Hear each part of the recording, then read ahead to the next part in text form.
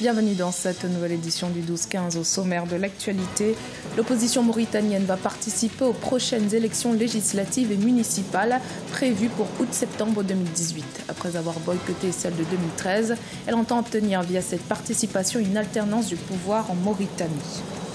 À Madagascar, le président de la République s'est adressé au peuple suite aux affrontements violents qui ont eu lieu samedi 21 avril lors d'une manifestation interdite réprimée par les forces de l'ordre.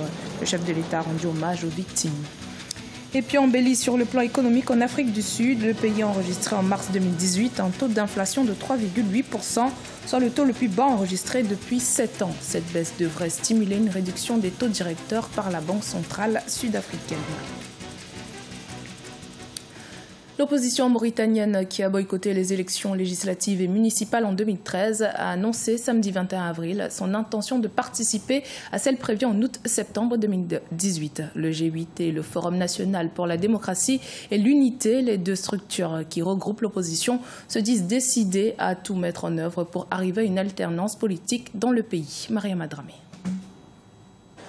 L'opposition mauritanienne ne boycottera pas les prochaines élections. Le Front national pour la démocratie et l'unité FNDU, qui regroupe 8 partis d'opposition, a confirmé ce 21 avril sa participation aux élections législatives et municipales prévues en août 2018. Elle prédit un scrutin de confrontation. Nous sommes décidés à participer à ces élections et nous sommes décidés à nous battre pour ce respect de la transparence.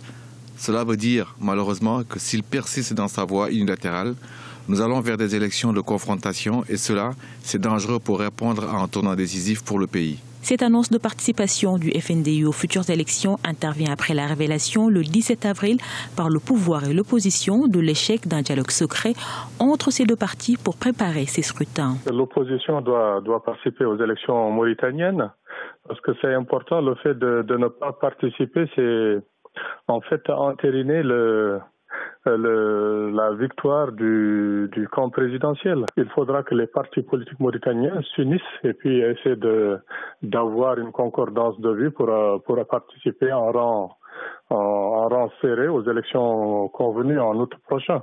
Il en va de la crédibilité justement de ces partis. Il en va pour l'intérêt aussi national et l'intérêt du peuple mauritanien. Sinon, c'est croiser les bras et puis dire qu'il n'y a plus rien à faire. Donc, on accepte tout ce qui pourra être fait en Mauritanie par l'actuel pouvoir ou bien ceux qui viendront par après. La quasi-totalité de l'opposition radicale a boycotté les dernières élections organisées en 2013 et qui ont été largement remportées par le pouvoir.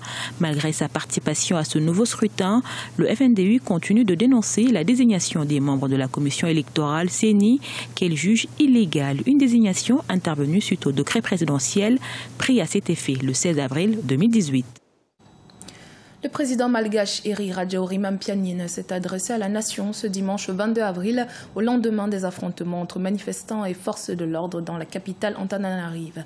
De violents affrontements dont le bilan s'est soldé par la mort de 3 civils et 17 autres blessés. Le chef de l'État, dans son discours, a tenu à rendre hommage aux victimes.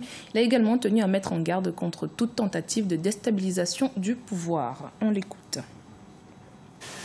Ce qui s'est passé samedi dernier correspond tout bonnement à un coup d'État. Madagascar est un État de droit. De ce fait, je lance un avertissement aux fauteurs de troubles, aux provocateurs qui n'ont pour but que de faire couler le sang. L'État malgache va prendre des dispositions nécessaires. J'invite les forces de l'ordre à prendre leurs responsabilités pour défendre cet État de droit et la démocratie, et ainsi faire leur devoir de protéger les civils et leurs biens. Un discours qui, on dirait, n'a pas réussi à apaiser les tensions puisque des centaines de partisans de l'opposition malgache ont à nouveau défié le pouvoir ce lundi 23 avril en manifestant dans la capitale Antananarive pour dénoncer la répression meurtrière du rassemblement antigouvernemental de samedi 21 avril. En Afrique du Sud, les statistiques officielles publiées mercredi 18 avril par les autorités ont fait état du taux d'inflation le plus bas enregistré en mars depuis 7 ans.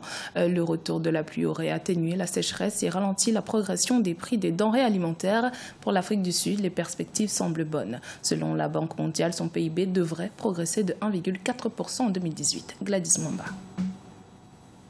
3,8%. C'est le taux d'inflation le plus bas enregistré par l'économie sud-africaine depuis 7 ans. Cette tendance se situe dans le bas de la fourchette de 3 à 6% fixée par la Banque centrale. Il s'agit de la conséquence directe de l'atténuation de la sécheresse qui a longtemps touché les productions agricoles. Les résultats meilleurs que prévus en matière d'inflation au cours de ces derniers mois renforcent les arguments en faveur d'une politique monétaire accommodante. Cette nouvelle baisse enregistrée en mars 2018 devrait stimuler une réduction des taux directeurs par la Banque centrale et remettre sur les rails l'économie sud-africaine entrée en récession en juin 2017. Les autorités sud-africaines misent désormais sur une stabilisation du niveau de l'inflation à 5% d'ici à 2020. Oui, dans l'immédiat, il y a eu la baisse du taux directeur de 6,5% de la Banque centrale, ce qui permet aux banques d'accorder des facilités de crédit à un taux moindre et aux entreprises d'emprunter auprès des banques à des taux d'intérêt moindres, espérant ainsi relancer justement les investissements et la production économique. L'arrivée au pouvoir de Cyril Ramaphosa en février 2018 a su rassurer les investisseurs. Un regain de confiance qui s'est traduit par une appréciation du rand d'environ 10% par rapport au dollar, une première depuis 2015.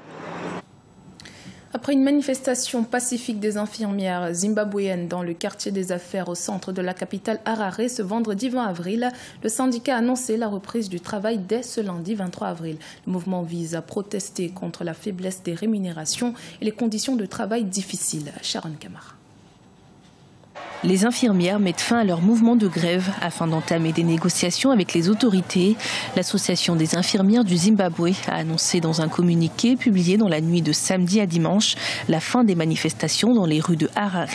Le travail devrait donc reprendre ce lundi 23 avril. Afin de mieux préparer la réouverture des négociations et assurer la protection des travailleurs, nous avons décidé d'arrêter notre mouvement social jusqu'à nouvel ordre. Suite au mouvement de contestation de plusieurs syndicats, le vice-président Constantino Chiwenga avait annoncé le licenciement de 16 000 infirmières grévistes dénonçant des motivations politiques. Du côté des manifestants, les revendications portaient sur les bas salaires, le manque d'équipement mais aussi des arriérés de salaire datant de 2010. Légalement, nos contrats ne peuvent pas être résiliés par une annonce télévisée.